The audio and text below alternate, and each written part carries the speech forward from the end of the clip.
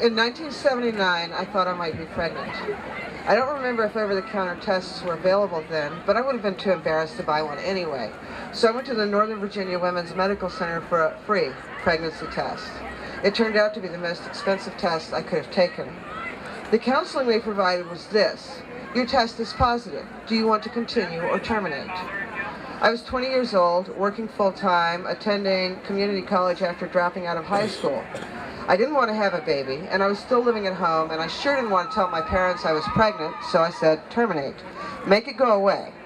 I did ask them if it was a baby, and they told me it was just 2 months backed up period, but that I needed to make an appointment as soon as possible.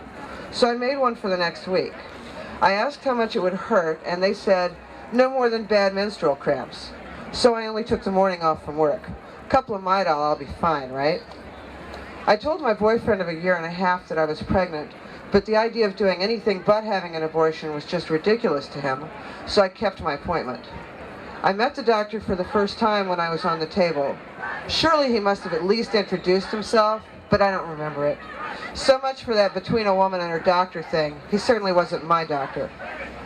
They told me I was 8 weeks pregnant, and it was a suction abortion.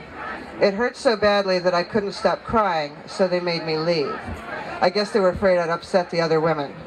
I sat in my car crying for probably an hour before I could drive. I had to call my job and tell them I would not be in after all, and I had to tell my manager why. That was the first time I felt ashamed. Shortly after my abortion, my mother found that she was pregnant with my youngest sister, who was born in February 1980. For the last 30 years, when I've seen my sister, I've seen what my own child could have been like, at 2, at 5, at 10, 15, 20.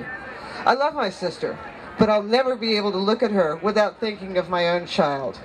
My only child, because even after fertility treatment, the physical damage from that abortion and the IUD that followed prevented me from having another.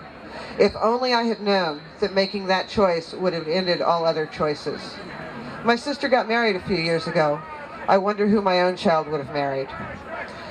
Years of promiscuity and drug abuse followed. How much of that was due to the cowardice that caused me to choose abortion, and how much of that was due to the emotional pain of it is something that only God can answer. Thank God that I did find Him, and His forgiveness for all my sins, including that one. I have also forgiven myself, but the regret will never end. Abortion is a permanent choice. You can never unchoose, and you will never forget.